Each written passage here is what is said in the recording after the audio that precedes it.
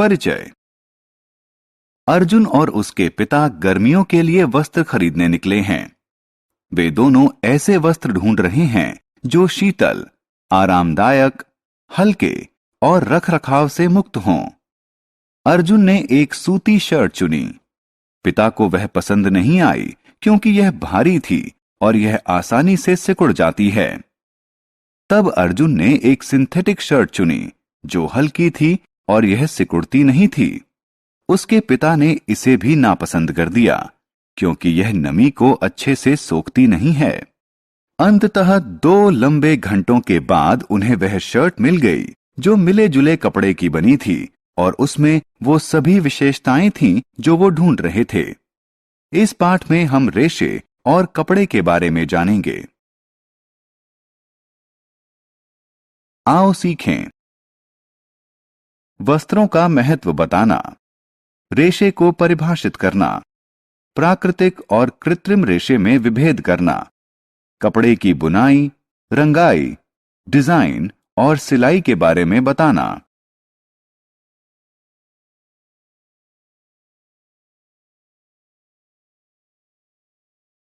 वस्त्र जो हम पहनते हैं।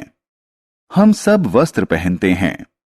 वस्त्र हमें ठंड, गर्मी, बरसात, धूल और कीड़ों से बचाते हैं। हम मौसम और अपने काम के अनुसार वस्त्रों का चयन करते हैं। हम जो वस्त्र पहनते हैं वो हमारे नजरिए और व्यक्तित्व को दर्शाते हैं। रेशा। रेशा वह कच्चा माल है जिससे वस्त्रों का निर्माण होता है। रेशे विभिन्न चरणों से गुजरकर वस्त्र बनते हैं। सबसे पहले कच्चे रेशे को लंबी लड़ियां बनाने के लिए आपस में ऐंठते हैं। इन्हें धागा कहते हैं। कपड़ा बनाने के लिए धागे की कताई बुनाई की जाती है। कपड़े का प्रयोग लोगों की जरूरत के अनुसार विभिन्न आकार और प्रकार के वस्त्र बनाने के लिए किया जाता है। रेशे 2 प्रकार के होते हैं। 1. प्राकृतिक रेशे। 2. कृत्रिम रेशे। प्राकृतिक रेशे। प्राकृतिक रेशे पेड़ों और जानवरों से बनते हैं। सूत, ऊन और रेशम कुछ प्राकृतिक तंतु हैं। सूत पेड़ों से प्राप्त होता है। ऊन भेड़, बकरी और ऊंट से प्राप्त होता है।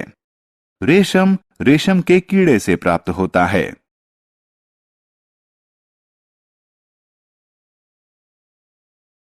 कृत्रिम रेशे। कृत्रिम रेशे मानव निर्मित होते हैं। नायलॉन, पॉलिस्टर इत्यादि कृत्रिम रेशों के उदाहरण हैं। कृत्रिम रेशों से बने कपड़े सस्ते होते हैं, जल्दी सूखते हैं और सिकुड़ते नहीं हैं। आमतौर पर मजबूत और मुलायम कपड़ा बनाने के लिए कृत्रिम रेशों को प्राकृतिक रेशों के साथ मिला दिया जाता है। बुनाई। बुनाई वह प्रक्रिया है जिससे धागों से कपड़ा बनाया जाता है। इसके लिए धागों का एक समूह क्षैतिज रूप से बिछाया जाता है और दूसरा ऊर्ध्वाधर रूप से। इस तरह एक दूसरे को काटते हुए धागों को बुनावट कहते हैं।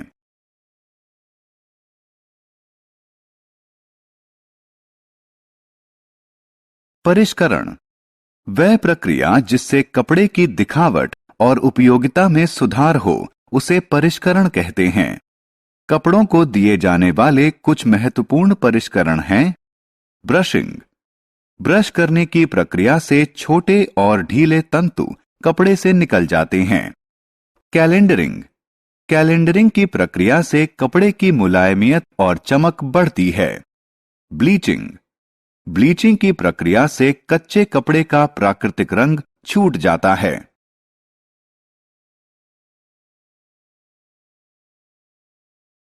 रंगाई। कपड़े को नया रंग देने को रंगाई कहते हैं। एक कपड़े को रंगने के लिए पहले गर्म पानी में रंग और नमक का घोल तैयार किया जाता है। इसके बाद कपड़े को इसमें डुबोया जाता है। कपड़े को 1 घंटे बाद बाहर निकालकर धोया जाता है। अंत में कपड़े को सुखाया जाता है।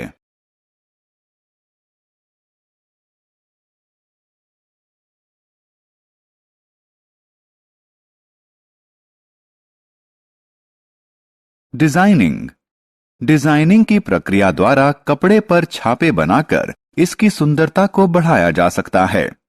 कपड़े को इनकी सहायता से डिजाइन किया जा सकता है।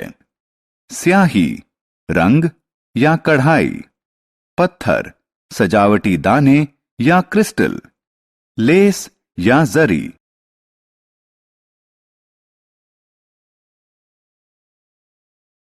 सिलाई।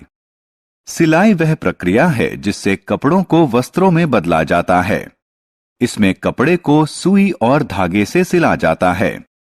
पुराने दिनों में सिलाई हाथ से की जाती थी, लेकिन आजकल सिलाई मशीन से की जाती है।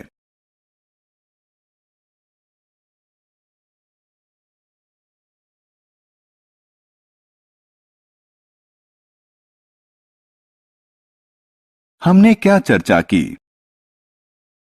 वस्त्र हमें ठंड, गर्मी, बरसात, धूल और कीड़ों से बचाते हैं। रेशा वह कच्चा पदार्थ होता है जिसका प्रयोग कपड़ा बनाने के लिए किया जाता है।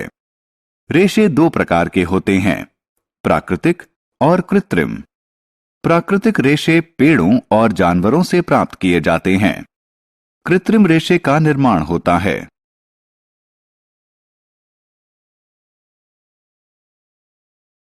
कपड़े का निर्माण एक जोड़ी धागों को आपस में एक दूसरे के समकोण पर बुनकर किया जाता है। कपड़े के परिष्करण में 3 प्रक्रिया शामिल होती है, ब्रशिंग, कैलेंडरिंग और ब्लीचिंग। कपड़े की दिखावट को बेहतर बनाने के लिए उसे रंगा और डिजाइन किया जाता है। सिलाई वह प्रक्रिया है जिससे कपड़े को वस्त्र में बदला जाता है।